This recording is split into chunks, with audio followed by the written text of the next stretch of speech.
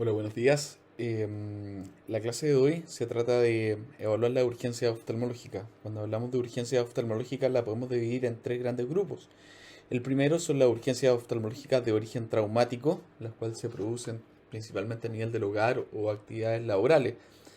Sin embargo, tenemos las urgencias oftalmológicas que pueden ser causadas por las mismas patologías del ojo o por patologías sistémicas que afecten al globo ocular. Y por último, no podemos dejar de lado la urgencia oftalmológica que se ve en secundaria a cirugías de carácter oftalmológico. En primer lugar, vamos a hablar del trauma ocular. El trauma ocular es una de las patologías más frecuentes en los servicios de urgencia. Pueden abarcar del 1 al 5% de todas las urgencias que llegan a atención. Principalmente está originado por mecanismos contusos o penetrantes sobre el globo ocular y sus estructuras anexas, y que puede originar o no un daño tisular y también funcional, comprometiendo la función de la visión de forma temporal o permanente. Esto afecta principalmente a pacientes de origen de sexo masculino y entre los 20 y 40 años de edad. Como lo mencioné recientemente, es un motivo frecuente de consulta. Acá sale que es de un 5 o un 30% de las urgencias que se ven en algún servicio de urgencia. Y el 90% de los traumas oculares son evaluados inicialmente por un médico no especialista, es decir, por un médico general. Y afecta principalmente a la población masculina entre los 20 a 40 años. El hogar, el trabajo, el colegio y las actividades deportivas son las principales causas de trauma ocular, y sus secuelas pueden ser bastante importantes, ya que pueden producir una discapacidad física importante que puede ir hasta un 18 o 25%. Sin embargo, las consecuencias psicológicas y sociales que pueden conllevar un trauma ocular también son importantes. Como se los dije, se los mencioné de forma anterior, habitualmente afecta a población joven laboralmente activa. Por lo tanto, estos pacientes producen un desmedro en la situación familiar. Y esto va a llegar a alteraciones en el contexto psicosocial. Tal como lo mencionamos anteriormente, el trauma puede ser abierto o cerrado. ¿Cuál va a ser la diferencia? El compromiso de las paredes, es decir, si hay o no solución de continuidad. Cuando hablamos de un trauma cerrado no significa que sea menos grave, ya que puede afectar inflamatoriamente las diferentes estructuras del ojo, desde el segmento anterior, la formación de catarata, una conmoción retinal, un desgarro de la retina y posteriormente un desprendimiento de retina. Sin embargo, el trauma abierto es una urgencia que debemos tratarlo lo más precoz posible. Debemos recordar que los traumas oculares están dentro de las patologías GES, por lo tanto es una garantía del Estado en relación a estos pacientes. Los traumas abiertos pueden ser penetrantes en caso que tengan solamente una puerta de entrada, o perforantes si tienen una puerta de entrada y una puerta de salida. Y por último, hablamos de estallido cuando, producto de la energía que genera el impacto de un cuerpo extraño sobre el ojo, genera una rotura de las paredes del ojo con la exposición de los tejidos intraoculares. Como lo mencioné anteriormente, la clasificación del trauma ocular puede ser abierta o cerrada. La abierta es que compromete todo el espesor de la pared.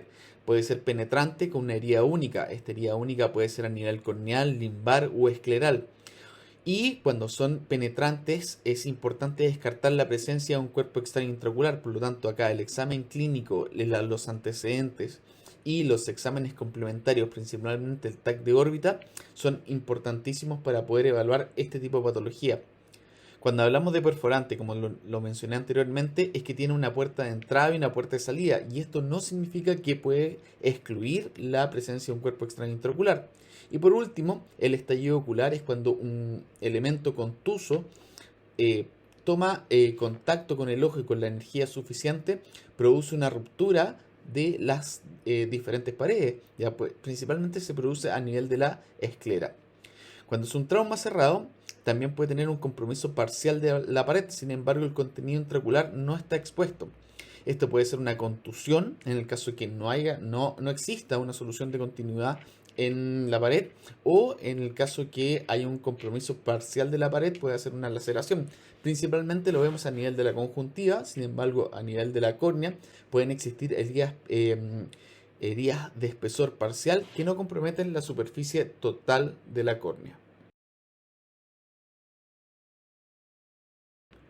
Sin embargo, debemos recordar que no todos los traumas oculares se producen por elementos contusos o cortantes a nivel del globo ocular, sino que también tenemos por exposición a químicos o por elementos de alta temperatura. Tenemos las causticaciones oculares, tenemos un tramo ocular contuso, como lo mencionamos anteriormente, tenemos una laceración palpebral, es decir, un compromiso del párpado, y acá es importante distinguir si hay o no compromiso de la vía lagrimal o del reborde del borde palpebral. La erosión en los cuerpos extraños oculares, que son bastante frecuentes cuando no comprometen el total de la pared corneal, en los tramos oculares abiertos, que ya lo mencionamos anteriormente, y no olvidar nunca las fracturas de órbitas cuando son golpes de alta energía. Sin embargo, un punto aparte son las quemaduras por elementos de alta temperatura de radiación, ya que esto habitualmente compromete tanto el globo ocular, los párpados, como también otras estructuras de la región facial.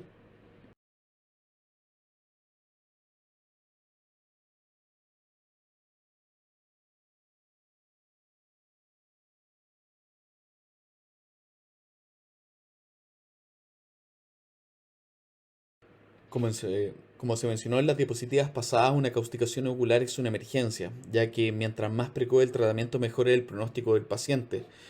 Y aquí, como dice, la precocidad del tratamiento determina el pronóstico visual del paciente. ¿Y por qué se produce esto? Porque cuando nosotros hacemos una descontaminación precoz del ojo, principalmente a través de algunos elementos que son descontaminantes, pero también puede ser a través de agua, suero fisiológico o ringer, se disminuye el tiempo de exposición del químico sobre la superficie corneal. También se reduce el pH, o se trata de regular el pH, y se disminuye la concentración del químico. Por lo tanto, es fundamental el tratamiento lo más precoz posible, y en el caso que el paciente nos llegue a un servicio de urgencia, preguntarle cuánto tiempo tomó entre la exposición al químico y el primer lavado. Lamentablemente, los álcalis juegan un papel importante en las causticaciones oculares y son elementos bastante graves, ya que los álcalis producen una ruptura de la pared de la superficie del ojo o la superficie corneal, produciendo una penetración y daños importantes en las estructuras tanto externas como internas del ojo.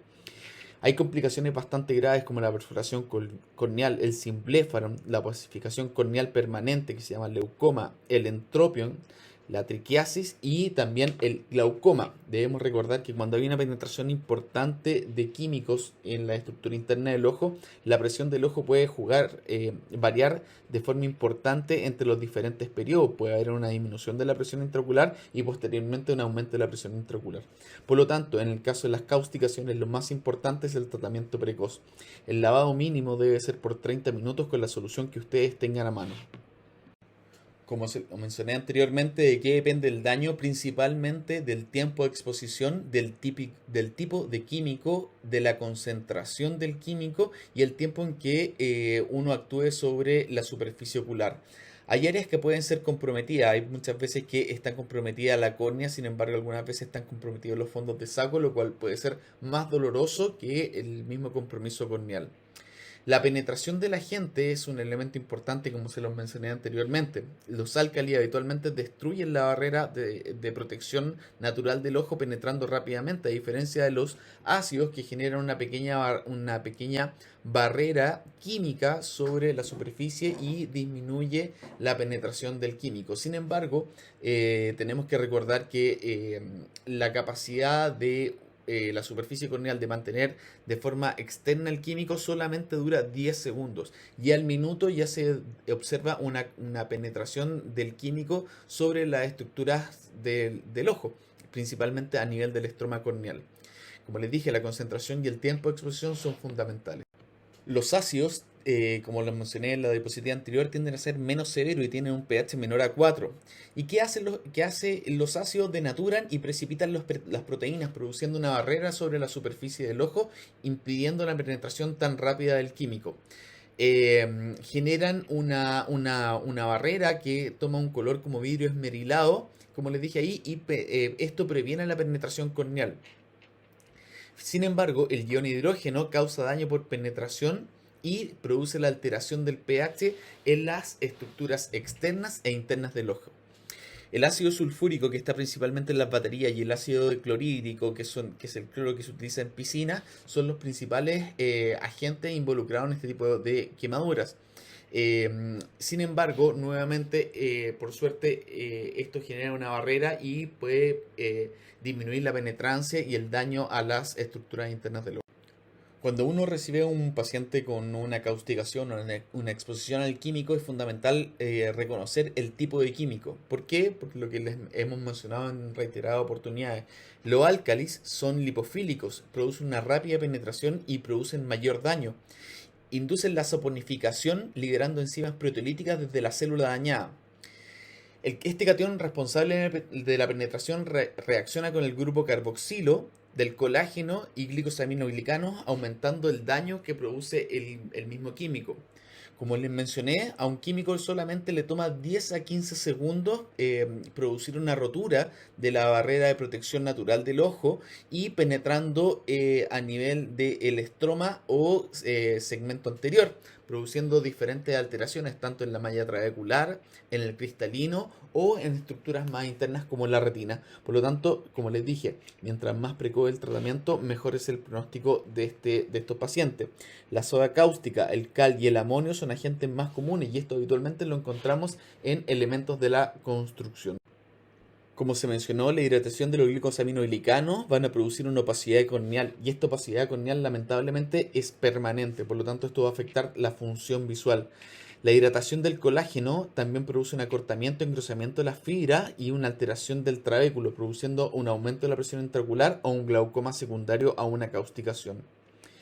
El daño del epitelio de los cuerpos ciliares disminuye la secreción de ascorbato y su concentración en la cámara anterior.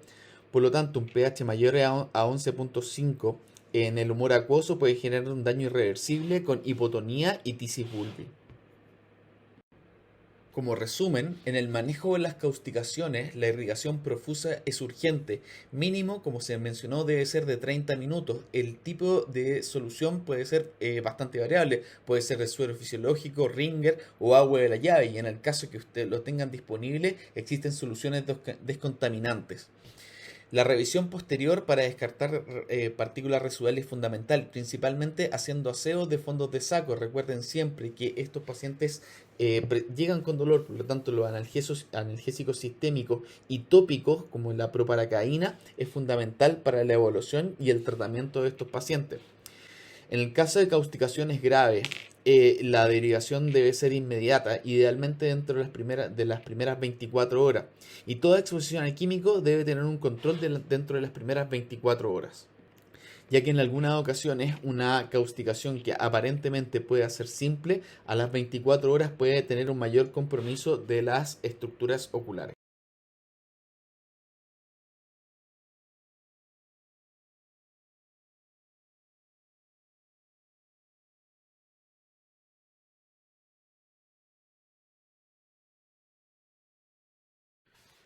En el caso anterior, podemos ver que se trata de una queratitis actínica o una quemadura de la superficie corneal por radiación.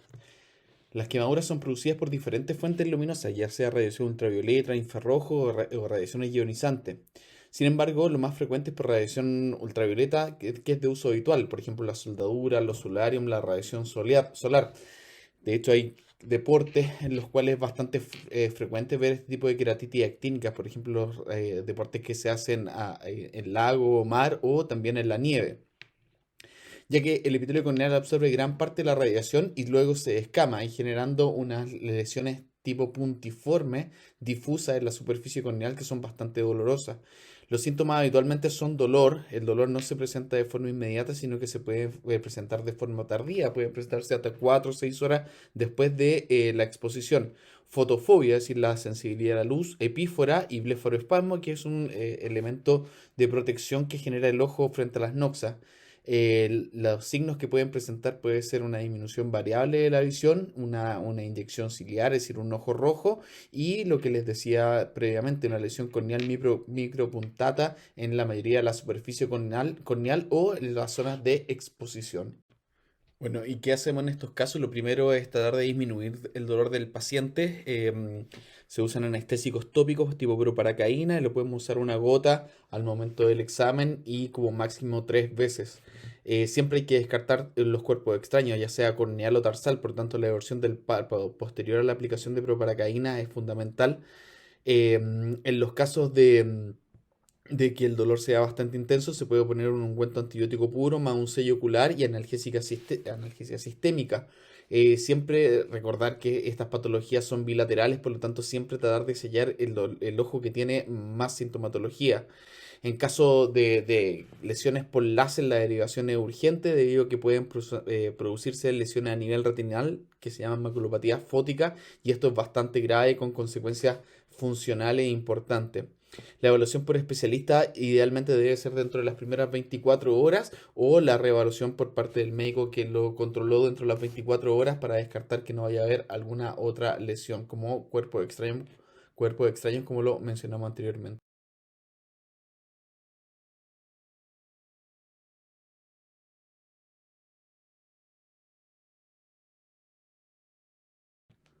Como se mencionó en el caso clínico descrito, se trata de un paciente con un cuerpo extraño corneal. Las erosiones corneales y los cuerpos extraños, tanto sea tarsales como corneales, dan una clínica bastante similar una u otra, es decir, sensación de cuerpo extraño, valga la redundancia, ojo rojo, fotofobia, blefaroespasmo. Y es la consulta más frecuente en los servicios de urgencia. Sin embargo, tenemos que descartar otras lesiones traumáticas o lesiones por lente de contacto o lesiones que sean también por una queratitis, como lo mencionamos en las diapositivas anteriores. Como dice ahí, todas estas generan la clínica similar a un cuerpo extraño. Por lo tanto, el antecedente, la historia clínica y el examen son fundamentales para hacer los diagnósticos diferenciales. La mayoría son cuerpos extraños de origen metálico, habitualmente por esmeril, es decir, pacientes que están trabajando con galleteros y les salta algún cuerpo extraño, ya sea con o sin protección em, de las gafas. La verdad, cuando son sin lesiones por gafas, habitualmente tienen mayor penetración en la córnea y generan una quemadura alrededor de la lesión principal. Aquí hay un elemento importante que tenemos que hablar, que es de las lesiones que se producen por los cuerpos extraños que se originan del golpe de metal contra metal. Habitualmente estos cuerpos extraños son bastante filosos y tienen mucha energía, por lo tanto pueden penetrar dentro del ojo y no mostrar clínica. Es decir, lo único que puede relatar el paciente es visión borrosa, ya sea porque se generó una catarata traumática o porque está generando algún daño intraocular el cuerpo extraño.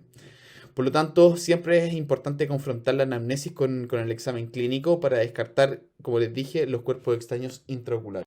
En el manejo, obviamente lo dijimos recién, el antecedente más una inspección corneal bajo iluminación adecuada con anestésicos tópicos. Recordar que estos pacientes tienen bastante sintomatología y la fotofobia es bastante importante, por lo tanto el uso de proparacaína es obligatorio en estos casos. Idealmente evaluarlos bajo amplificación y con la luz adecuada. Es importante siempre buscar los cuerpos extraños que estén a nivel de los tarsos, en los fondos de saco. Por lo tanto, el evertir los párpados con el uso anestésico es importante. Si tenemos fluoresceína más una luz de cobalto, obviamente nos va a ayudar bastante, principalmente cuando no encontramos el cuerpo extraño o el cuerpo extraño solamente generó una solución de continuidad sobre la superficie, es una erosión corneal. Y lo otro importante que cuando usamos fluoresceína con luz de cobalto podemos ver el signo de Seidel, que es la salida del humor acuoso a través de la córnea. Como lo mencionamos en el tratamiento, lo primero, antes de examinar e instalar anestésicos tópicos previa evaluación, obviamente para el confort del paciente, intentar retirar el cuerpo extraño con una tórula húmeda o irrigación. Los cuerpos extraños incrustados se pueden extraer bajo el borde de un bisel de una aguja. Sin embargo, esto es bastante controversial ya que podemos generar un daño mayor en el caso de no tener la expertise adecuada. En el caso que ustedes evalúen el paciente y este cuerpo extraño esté en una posición central o esté muy incrustado a nivel corneal, lo mejor es parcharlo con un sello antibiótico y derivarlo para la evaluación por especialista. El sello ocular debe ser compresivo, ya que un sello ocular que no queda en buena posición puede generar mayor daño, ya que la apertura ocular más el sello puede generar una erosión a nivel central de la córnea. Em, Como se los mencioné, siempre derivar al especialista en caso de cuerpos extraños centrales, ya que esto puede generar, aparte de la lesión por el cuerpo extraño, una cicatriz posterior, un leucoma central y afectar la función visual de forma permanente. Y referirlo con mayor periodicidad. Siempre recordar que estos pacientes requieren uso de analgésicos sistémicos.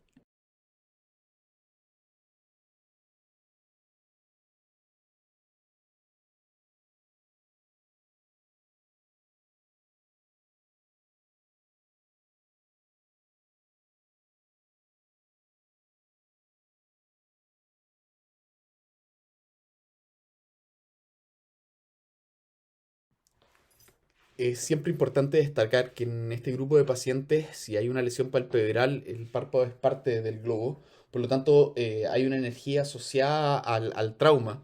Es bastante evidente una lesión palpebral, sin embargo, algunas veces estas lesiones palpebrales van asociadas a una inflamación del segmento anterior o pueden ir asociados a lesiones a nivel de la retina, por lo tanto, nunca olvidarse que estos pacientes tienen que ser evaluados por completo.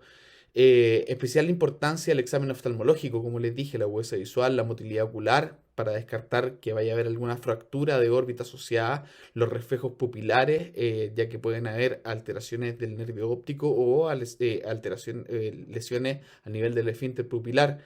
El examen externo para descartar o definir si hay presencia de ifema, es decir, sangre en la cámara anterior, y como les dije, es decir, estos pacientes, si tienen una lesión palpebral, tuvieron la energía suficiente para poder producir otra lesión a nivel de las otras estructuras del ojo. Por lo tanto, el fondo de ojo es prioritario e importante en estos pacientes.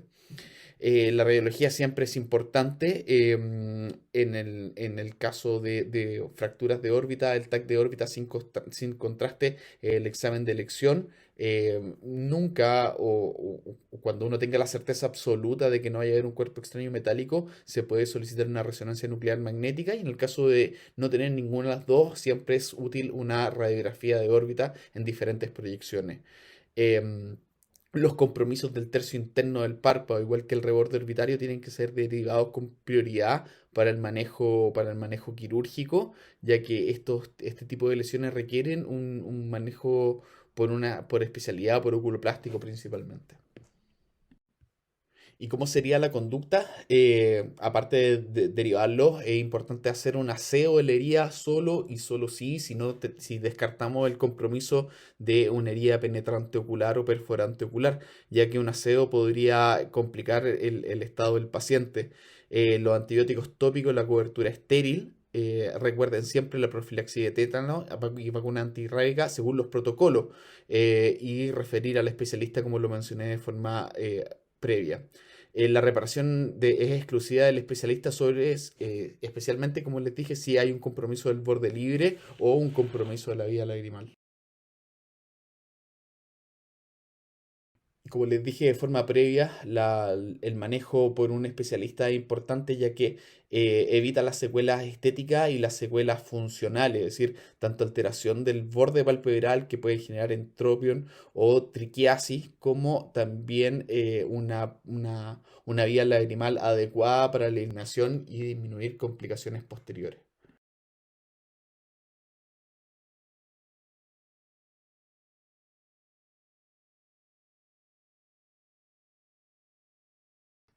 En el caso anterior, como vimos, se trata de un trauma ocular contuso o un trauma ocular cerrado, en el cual vemos una hemorragia subconjuntival bastante amplia a la región temporal. Lo importante de estos casos no es la hemorragia subconjuntival, sino que, como lo hemos hablado en reiteradas oportunidades, ver cuál es la anamnesis del paciente, cómo ocurrió el evento. Recordemos que una hemorragia subconjuntival es la consecuencia de la ruptura de un vaso que se extravasó sangre. Sin embargo, la energía que tuvo que tener esto puede provocar otro tipo de alteraciones. Por lo tanto, ¿qué tendríamos que revisar en este paciente? Lo primero es, como se mencionó, es un examen oftalmológico completo, agudeza visual, campimetría de confrontación, reflejo pupilar, ya que recordemos que un trauma contuso, como lo mencionamos, puede producir una ruptura del esfínter pupilar y también puede producir una neuropatía óptica traumática que va a llevar a una disminución de la agudeza visual. Como dice en el primer párrafo, la severidad es variable dependiendo de la energía inicial de la lesión. Los más frecuentes son proyectiles como piedras, pelotazos y se ven principalmente en actividades deportivas. También puede ser un golpe con un elemento contundente o una agresión de terceros con un golpe de puño o de pie. Por lo tanto, es importante evaluar a estos pacientes de forma íntegra y no solamente enfocarnos en la hemorragia subconjuntival. Recordemos que una hemorragia subconjuntival amplia, mayor a 360 grados, puede nos puede orientar a un diagnóstico de una herida escleral oculta o un estallido ocular. El trauma no solamente va a afectar el segmento anterior, como lo hemos mencionado en reiteradas oportunidades, sino que puede afectar tanto la región periférica, produciendo roturas o regmas o desgarro de la retina, agujeros retinales y un acortamiento anteroposterior con el posterior alargamiento. También nos puede llevar eh, al desarrollo de un agujero macular traumático. El agujero macular traumático se puede presentar en el mismo momento de la lesión o hasta semanas después de la lesión inicial. También podemos ver inflamación de la región macular que se llama edema de Berlín. Em, por lo tanto, un trauma ocular cerrado no solamente es lo que nosotros podemos ver por fuera, es decir, una equimosis, un hematoma palpebral o una hemorragia subconjuntival, sino que las lesiones que están en el interior del globo ocular pueden ser tanto o más importantes que lo evidente. Y esta diapositiva resume un poco lo que hablamos recién. El examen oftalmológico siempre tiene que ser completo. La hemorragia subconjuntival de 360 o amplia puede estar escondiendo un estallido ocular. Tenemos que siempre ver la presencia de ifema o hipotonía, que puede estar también ayudándonos a encontrar el diagnóstico. En el caso de disminución de la visión o alteración del campo visual, debe ser evaluado de forma inmediata por un oftalmólogo, ya que un tratamiento precoz obviamente puede mejorar el pronóstico de estos pacientes. En caso contrario, la evaluación oftalmológica puede diferirse entre 24 y 48 horas, siempre cuando usted haya descartado la presencia de un trauma ocular abierto. Como lo mencionamos en las dos últimas diapositivas, siempre hay lesiones asociadas. Las podemos encontrar tanto en el segmento anterior, que es el ifema, que es el sangramiento que queda entre el iris y la córnea.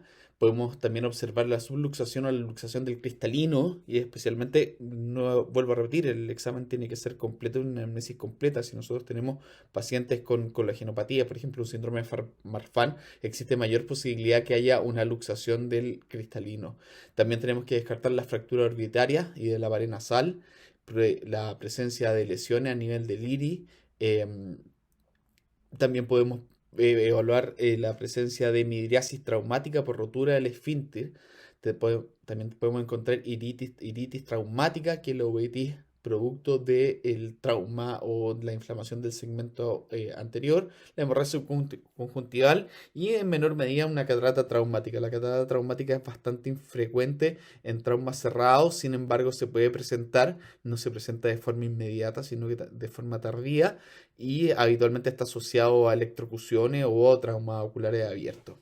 ¿Cuáles son las lesiones del segmento posterior? Podemos ver cuando hay traumas de una energía bastante alta puede producirse hemorragias coroideas que van a llevar a una disminución importante de la agudeza visual, coroiditis traumática, hemorragias vítreas, que es lo mismo es lo que uno también encuentra en la retinopatía diabética, desgarro o desprendimiento de la retina, primero el desgarro y posteriormente el desprendimiento de retina. Por eso es importante la evaluación precoz, ya que un tratamiento de un desgarro retinal con láser podría evitar la evolución de un desprendimiento de retina. Hemorragias subretinales que son bastante graves y se presentan a nivel del polo posterior, ya que la lesión de la sangre sobre la retina empieza a producir una alteración de la funcionalidad ya a los 30 minutos de contacto. Y como les mencioné también la presencia de neuropatía óptica traumática, que a pesar de un manejo precoz, tiende a no tener muy buena evolución. Pacientes con agudezas visuales bajas, por ejemplo, menor a 2400, percepción de luz o cuenta de O, tienen una evolución bastante mala a pesar de un tratamiento precoz con corticoides.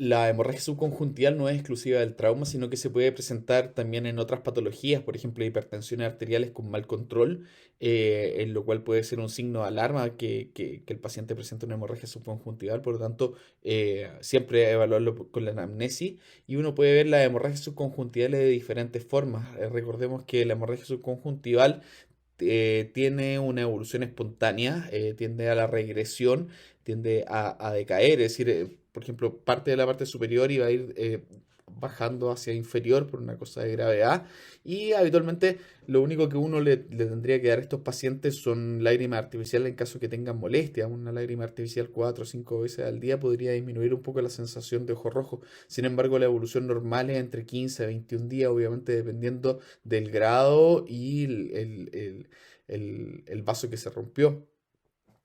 Como se dice ahí, también no es exclusiva del trauma, sino que también lo podemos encontrar con maniobras de Valsalva, por ejemplo, tos, vómitos, y como le sale ahí, una hipertensión arterial con mal control. No requiere tratamiento, y la evolución, como les dije anteriormente, en los pacientes con trauma, lo importante no es la hemorragia subconjuntival, sino que qué lesiones podría estar también asociadas a el evento traumático. En el caso del linfema también es una extravasación de sangre. Esto se produce en el segmento anterior, es decir, entre el iris cristalino y la córnea. ¿Por qué es importante el linfema? Porque el linfema puede estar asociado también a aumento de la presión intraocular por alteración o por tamponamiento del trabéculo. Habitualmente este sangramiento es originado en el iris o en el cuerpo ciliar. Como sale ahí, el aumento de la presión intraocular es lo más importante. Por lo tanto, si nosotros tenemos una hemorragia subconjuntival amplia, es decir, en bola 8, es un paciente que debemos derivarlo de forma urgente para un tratamiento por especialista. ¿Y por qué es importante? Primero, porque obviamente un aumento de la presión va a producir un daño a nivel del nervio óptico, lo cual no sería una neuropatía óptica traumática, sino que sería una neuropatía óptica de tipo glaucomatosa secundaria a un aumento importante de la presión. Y lo otro importante es que si nosotros tenemos presiones elevadas y sangramiento en el segmento anterior, puede haber una infiltración de la córnea con una disminución secundaria de la agudeza visual. Por lo tanto, el manejo del linfema debe ser tratado precozmente, especialmente si está asociado a aumento de la presión intraocular. Como dice ahí, y como lo mencionaba anteriormente, el tratamiento debe ser por especialista, debe ser derivado de forma precoz, ya que una hemorragia del segmento anterior significa un trauma de alta energía. ¿Cuáles serían los manejos en el caso de una evaluación por médico general? Principalmente es la posición semisentada, es decir, evitar que el paciente se ponga en decúbito, ya que al tenerlo en posición semisentada podemos dejar libre la parte superior del trabéculo, y con eso poder seguir funcionando y manteniendo presiones intraoculares adecuadas. Si nosotros tenemos pacientes que están con náuseas o vómitos producto del aumento de la presión del ojo, obviamente tenemos que tratar de manejar esto con antieméticos. Un protector ocular, siempre evitar el sello compresivo, ya que nosotros no sabemos si hay una herida escleral oculta o algo que no estemos viendo. Y es importante derivarlo porque estos pacientes requieren un seguimiento estricto por especialistas, ya que es una de las mayores complicaciones del aumento de la presión intraocular, como lo hemos nombrado varias veces. Cuando hablamos de traumas cerrados, también podemos hablar de alteraciones del posicionamiento del cristalino, que es el lente natural del ojo. En este caso podemos encontrar luxaciones cuando hay una rotura completa de las fibras celulares, o subluxaciones cuando hay una debilidad o una pérdida de las fibras celulares. Aquí podemos ver una imagen del sol naciente con una elongación de las fibras celulares superiores.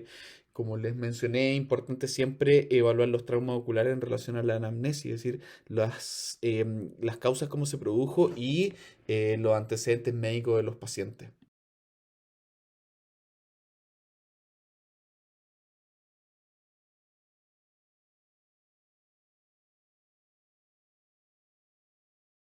En los casos de las opacidades del cristalino o cataratas traumáticas, la podemos ver en dos ámbitos. Primero, cuando hablamos de las electrocuciones, tienden a ser cataratas de forma más rápida que las por traumas cerrados. Sin embargo, un trauma cerrado puede presentar catarata traumática en un periodo un poco más largo. Por eso es importante que el paciente sea controlado de forma reiterada por el especialista o en el caso que sea por un médico general, siempre evaluando la agudeza visual. Eh, las formas de las cataratas pueden ser bastante variables, podemos ver de imágenes estrelladas, subcapsulares posteriores, y en el caso que obviamente hay una rotura de todas las fibras celulares, vamos a ver un paciente afáquico, es decir, vamos a ver una ausencia de cristalino, lo cual es bastante difícil evaluarlo. Sin embargo, una disminución importante de la agudeza visual nos podría orientar al diagnóstico. Los traumatismos cerrados de alta energía, aparte de todo lo anterior mencionado, también puede producir alteraciones del iris. Ya como se mencionó, algunas veces podemos ver pupilas que están en semimidriasis o midriasis, producto de una rotura del esfínter pupilar. Sin embargo, acá podemos ver una desinserción de la base del iris con una iridodiálisis que puede también llegar a la presencia de una ciclodiálisis, es decir, un desprendimiento del cuerpo ciliar que va a llevar a una disminución de la presión intraocular.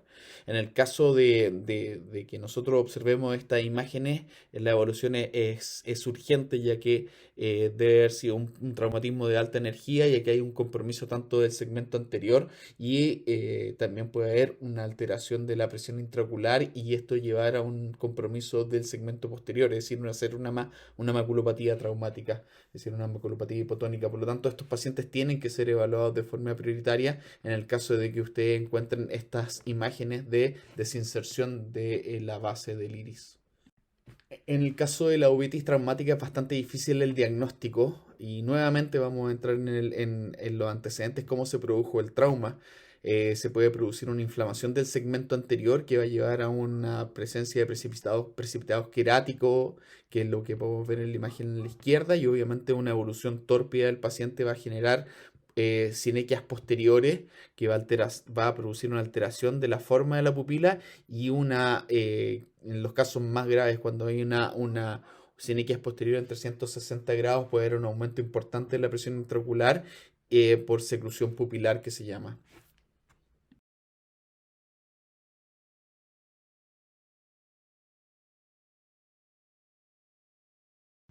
Y ya finalizando lo que es el trauma ocular cerrado, las lesiones del polo posterior son bastante importantes, es decir, un desgarro de la retina, como podemos ver en la imagen superior a la izquierda.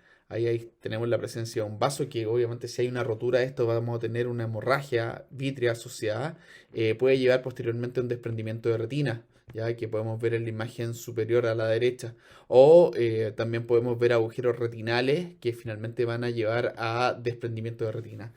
¿Por qué los desprendimientos de retina traumáticos son de tan difícil manejo? Porque finalmente tenemos tres mecanismos de acción. Primero la rotura, después el desprendimiento de retina y aparte de eso tenemos una inflamación provocada por el trauma ocular. Por lo tanto, la tasa de complicaciones de un desprendimiento de retina traumático son más grandes que las que se producen por un desprendimiento de retina de tipo reumatógeno no traumático.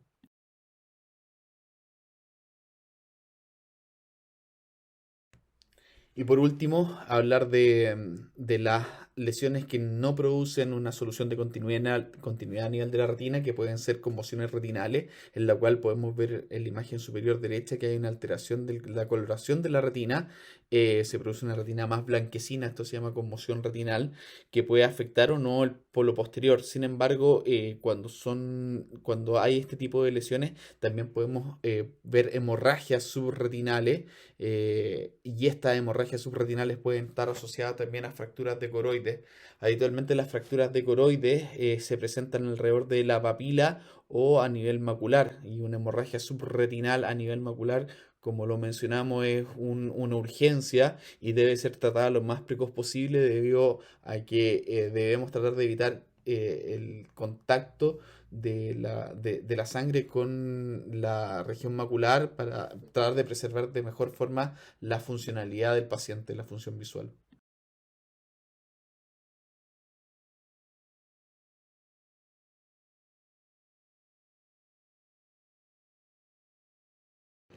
Cuando vemos el caso anterior, vemos un paciente que tiene el antecedente de un trauma de energía con elementos cortopunzantes.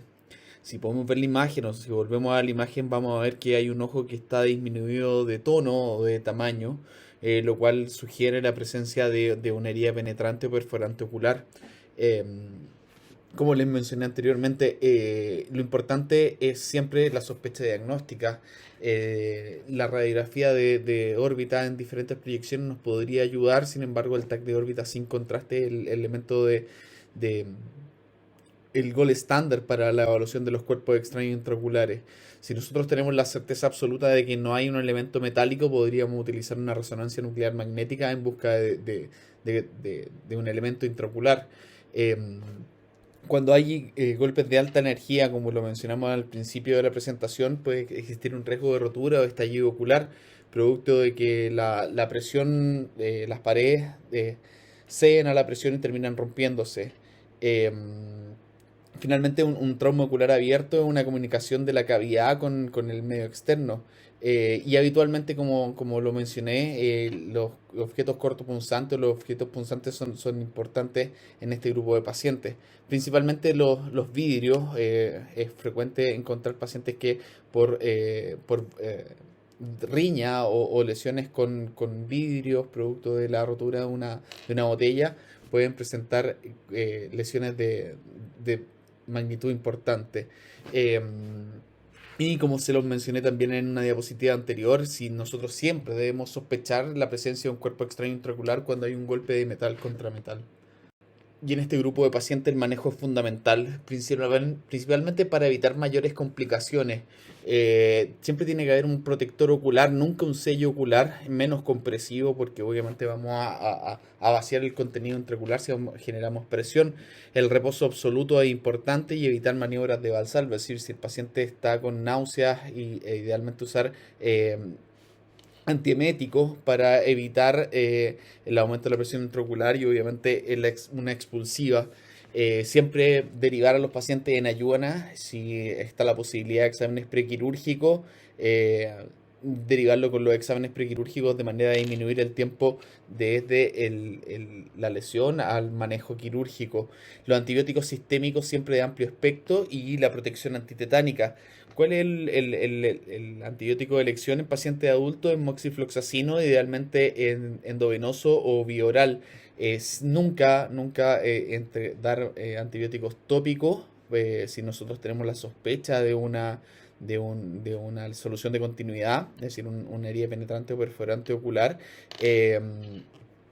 Y lo segundo es evaluar al paciente si son pediátricos para cambiar el esquema terapéutico. Como le dije, si las imágenes están disponibles, idealmente derivarlos con estas imágenes, porque el manejo quirúrgico va a variar si tenemos o no un cuerpo extraño intraocular.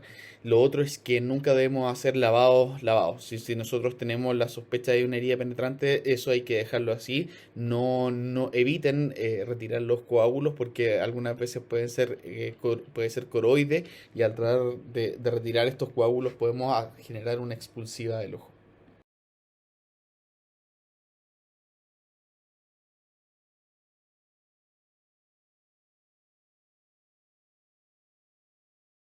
Como podemos ver en el caso clínico anterior, acá hay también un trauma de alta energía. Nunca debemos olvidar el contexto del paciente ni el examen oftalmológico completo, independiente de lo evidente. Es decir, que acá hay una limitación de la elevación del ojo. Esto lo más seguro que sea por una fractura del piso de la órbita con atrapamiento del recto inferior. ¿Ya? Esto se produce por una fuerza compresiva sobre el reborde orbitario, que puede ser un puño, un pelotazo o el tablero de un automóvil. Debemos recordar que las paredes de la órbita no se fracturan de la misma forma, ya que dependiendo de la debilidad de esta es donde se fracturan. En primer lugar, la pared más débil es el piso de la órbita, en segundo lugar la pared medial, en tercer lugar la superior y por último la temporal, que es el hueso más firme. Debemos recordar siempre que debemos evaluar a este paciente en un contexto general. Ya, es decir, nunca, a pesar de que sea una fractura de órbita, debemos olvidar el examen oftalmológico completo. ¿Y cómo vamos a sospechar una fractura de órbita? Lo primero es conversando con el paciente, preguntándole sus síntomas y evaluando los signos de este. Siempre evaluar la presencia de diplopia en posición primaria de la mirada o en posiciones extremas. Habitualmente podemos ver que como es un traumatismo de alta energía, una equimosis, un edema palpebral. La diplopia, como se los mencioné, puede ser en posición primaria de la mirada o en visiones extremas, ya que no siempre se va a evidenciar en ppm. Podemos ver también una limitación de la motilidad ocular que va a llevar a la diplopia. Podemos ver un dolor en el reborde inferior, del reborde orbitario. Sin embargo, cuando hay un compromiso de la pared inferior y un compromiso inferior, podemos ver hipoestesia, producto de un compromiso del nervio infraorbitario. El enoftalmo y hipoftalmo, que es que el ojo lo podemos ver más hacia adentro o caído, es un signo patognomónico de fractura de órbita. Sin embargo, algunas veces podemos ver exoftalmo producto de una hemorragia de la parte posterior de la cavidad orbitaria.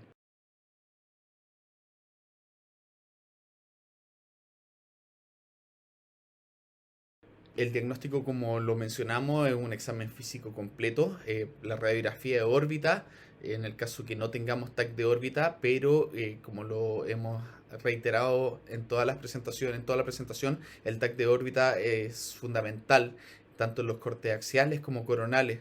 Y no es necesario el uso de contraste. Acá podemos ver diferentes imágenes de fractura de piso orbitario donde se ve un ocupamiento del seno maxilar y una pérdida de continuidad del borde inferior asociado a una protrusión grasa y en algunos casos protrusión del recto inferior. El tratamiento como médico general va enfocado a desinflamar al paciente, poner frío local las primeras 48 horas. La analgesia es bastante controversial, algunos hablan del uso de corticoides para desinflamar la zona. La derivación es urgente por el riesgo de otros compromisos. La fractura orbitaria puede esperar en su tratamiento, pero si hablamos de la energía por la cual se produjo este trauma ocular, debemos evaluar diferentes estructuras del ojo, no solamente la parte externa. Y la indicación quirúrgica es de especialista, es una diplopia persistente, obviamente en el caso de los niños, en el caso de un trapdoor, y como sale ahí, la reparación no necesariamente tiene que ser inmediata, sino que puede ser hasta 14 días después del trauma sin afectar el pronóstico del paciente. Sin embargo, la urgencia de la derivación es por el compromiso de otras estructuras del globo ocular. Punto aparte, y lo mencionamos en la diapositiva, el trapdoor. Es una fractura en ojo blanco, se presenta en pacientes jóvenes menores de 16 años. Tiene un mínimo edema de partes blandas, pero sin embargo existe una restricción importante de la motilidad.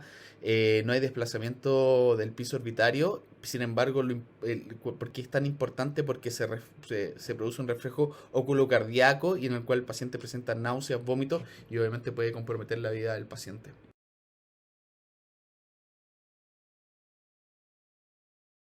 Cuando hablamos del tratamiento de la fractura de órbita, acá lo más importante es cuando hay una fractura de la pared medial, ya que hay una comunicación con la cavidad nasal y en el caso de que haya este tipo de fractura se puede producir un efisema subcutáneo y al sonarse la nariz o al estornudar puede aumentar esto. Por lo tanto, el único tratamiento importante en estos pacientes es que evitar sonarse y deben ser consideradas como una fractura expuesta, por lo tanto el uso de antibióticos sistémicos, por ejemplo, amoxicilina, ácido clavulánico es fundamental en este grupo de pacientes hasta el manejo, hasta la resolución del paciente, que puede ser quirúrgico o no quirúrgico.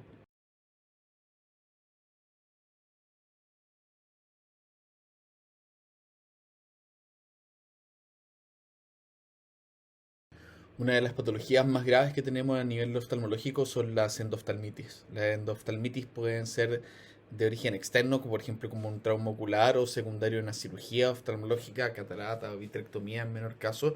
Sin embargo, hay vías de diseminación endógenas que pueden producir endoftalmitis. Habitualmente son pacientes con otros compromisos sistémicos, por ejemplo como diabetes o pacientes que están sometidos a diálisis, que se produce una migración del microorganismo a la cavidad ocular y obviamente generando un proceso infeccioso bastante grave en este paciente.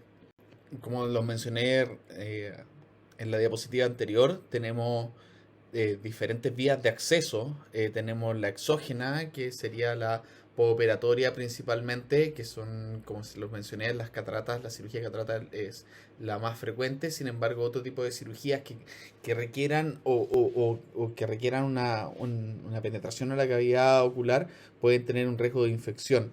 También tenemos las postraumáticas, por una cosa lógica, y también por extensión de tejido anexo. Las endógenas son mucho menos frecuentes, presentándose en menos de un 8% de los pacientes.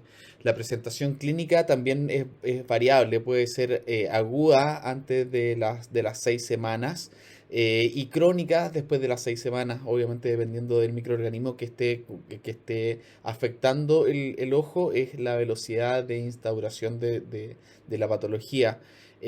Habitualmente son bacterianas en un porcentaje bastante alto. Sin embargo, cuando son de origen traumático y por elemento orgánico, la posibilidad que sea fúngica o de un hongo es bastante alta. La dactiocistitis aguda también es una urgencia y debe manejarse con antibióticos sistémicos, principalmente enfocado en la edad del paciente. Cuando tenemos pacientes pediátricos requieren hospitalización, a diferencia cuando son pacientes adultos que pueden ser manejados de forma ambulatoria. La dactiocistitis aguda es una infección de la vía lagrimal, del saco lagrimal, donde se produce una obstrucción de la eliminación de la lágrima, y con esto una sobreinfección del saco lagrimal, y las características clínicas que ustedes ven ahí: un aumento de volumen, dolor, aumento de la temperatura local, y también se puede presentar fiebre. El manejo de esta patología está asociado con un aseo local. Puede ser con suero fisiológico o agua hervida fría. El calor local o el drenaje, la verdad, es bastante controversial, y debería hacerse solo y solo si no tienen acceso a una evaluación oftalmológica, y el paciente hay un compromiso, existe un riesgo de un compromiso sistémico. Sin embargo, deberíamos tratar de evitarlo.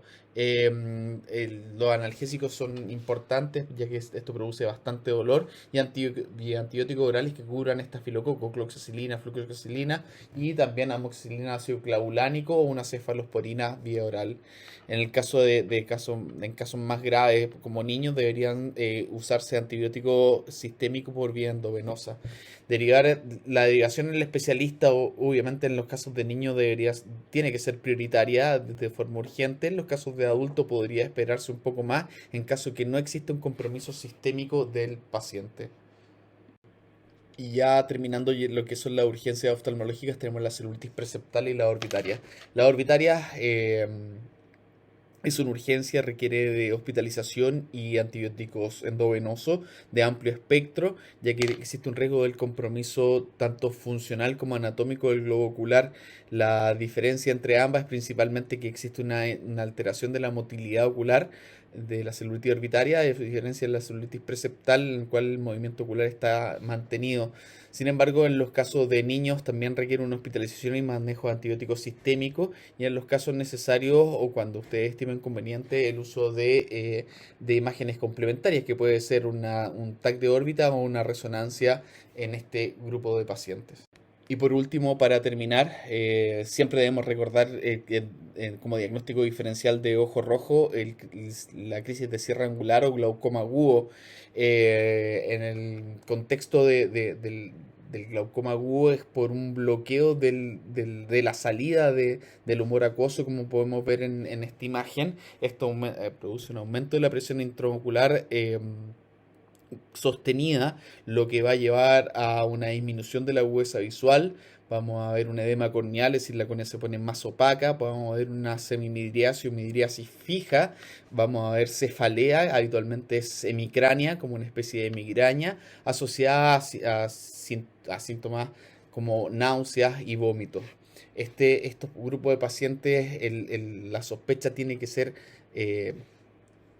inicial y debe ser uno de los primeros diagnósticos diferenciales de ojo rojo, ya que un aumento de la presión sostenida sobre los 50 milímetros de mercurio por más de 24 horas obviamente va a afectar de forma irreversible la función visual del paciente. Acá podemos ver lo mencionado, acá hay un cierre angular primario, tenemos un ojo rojo profundo, tenemos una disminución de la agudeza visual, ya en el caso de la fotografía inferior, en el caso de pacientes adultos podemos ver una opacidad también del cristalino, una catarata que puede llevar también al cierre angular. Lo más importante en este grupo de pacientes es la palpación. Cuando nosotros palpamos un ojo y palpamos el otro, vamos a ver que hay un aumento de la tensión y obviamente eso nos va a ayudar mucho más al diagnóstico. Por último, siempre tenemos que evaluar al paciente y darle el tratamiento en relación al contexto. El manejo inicial debe ser orientado a disminuir la presión intraocular, sin embargo, la derivación de estos pacientes es urgente. En el caso de que los pacientes puedan utilizar manitol, puede ser utilizado manitol a 1 gramo por kilogramo de peso a pasar en 30 minutos. Siempre estos pacientes tienen que estar monitorizados por los riesgos del uso del manitol. También se puede usar el timolol, 1 gota cada 30 minutos. Y la cetazolamida, pero evitar el uso de manitol y acetazolamida a la misma vez. En el caso de acetazolamida, la acetazolamida viene en una presentación de 250 miligramos, por lo tanto se podrían dar 2 comprimidos por una vez. Y el uso de pilocarpina es bastante controversial, por lo tanto yo me quedaría con los 3 primeros solamente. Y obviamente derivar para el manejo quirúrgico o el manejo por láser, es decir, una iridotomía del paciente.